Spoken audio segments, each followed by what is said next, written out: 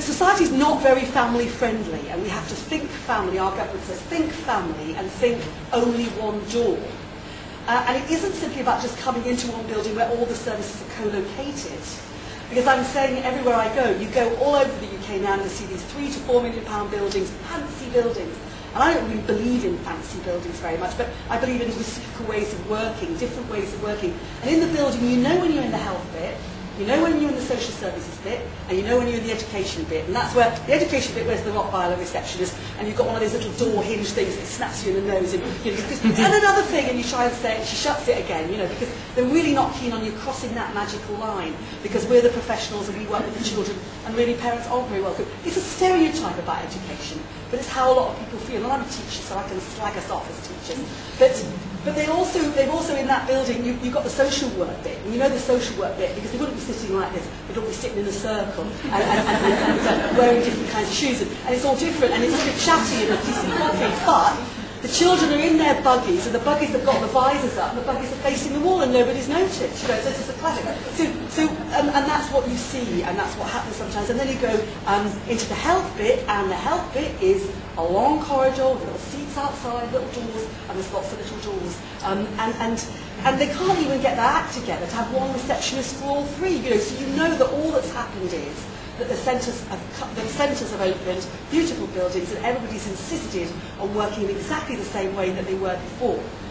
Looking at your stats are scary in some places. We were in a wonderful place, you know, where it's 60% of women smoking during pregnancy, and it's 120% you know, of families where there are children on the child protection register. You've got extreme challenges like we have in the UK. We're not as bad as America. So on a bad day, just think, we're not as bad as America.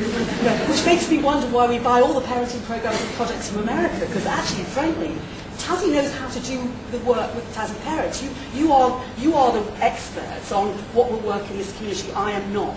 Lots and lots of the families had 25% of the families that were using the nursery had experience of abuse in childhood. They weren't going to easily adjust to touch. And the trouble at the moment with baby massage groups in England, because everybody loves them.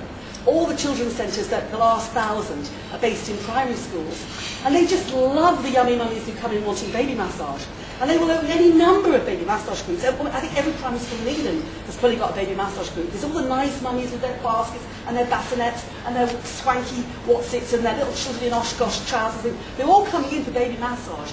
The truth is we want all the parents to come to baby massage because reducing cortisol, increasing serotonin, increasing brain activity is important, particularly important for most vulnerable children. Now, in our community, people said to us when we first started talking about baby massage, well, the first thing they said was really rather crude, so I won't say it, but the second thing they said was impugning our sexualities, I think. They just kind of thought that it was all that touchy-feely middle-class stuff.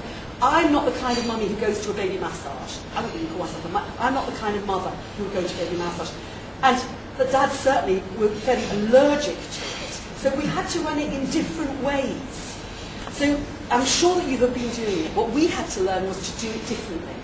So how do you get dads excited by baby massage? You do it differently. You don't disempower them. You don't minoritise them. You don't take the baby off them the moment they walk in the children and family centre and say, "Ah, oh, bless. Isn't he sweet?" You know, no, he's not sweet. He's taking his responsibility seriously. But fathers are always disempowered in all female environments. So we've got to work differently. So I hope that we share internationally a desire to work differently. All of us, of course, think that what we're doing is pretty good. We don't get up in the morning trying to be an obstacle to somebody else's engagement with the health service. I mean, that's not what turns you up. But actually, some of us are the obstacles. We become the obstacles to other people. We have to start seeing it from other people's point of view. So at the moment, we are not succeeding across the world with about 20% of the population. So whatever good stuff we're doing, somehow 20% of people are not engaging in public sector services across the world. They just don't feel that they're for them. And our government used to say they're the hard-to-reach parents. You know, oh, they're the hard-to-reach parents. In schools they say, oh, the parents who really want to come never come. And in the vaccination clinic, oh, well, you know, the parents are not going to turn up.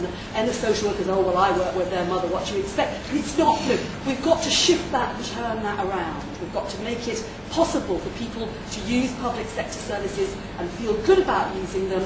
We had a big argument and debate in one community because were sharing the statistics, and it was all this stuff about smoking. And my biggest anxiety in our community now is that we are public sector buildings, no smoking is allowed, and of course that's right and appropriate.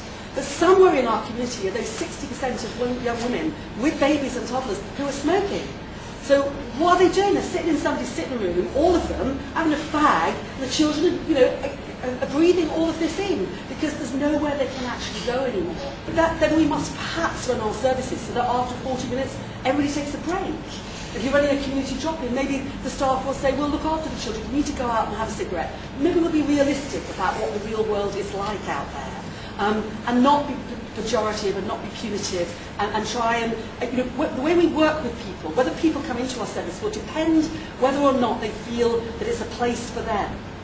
And other parents in our community said, we know what the government wants, we know what a Sure Start mum looks like, she rampantly breastfeeds, she doesn't smoke, and she listens to what professionals say, and that's not us.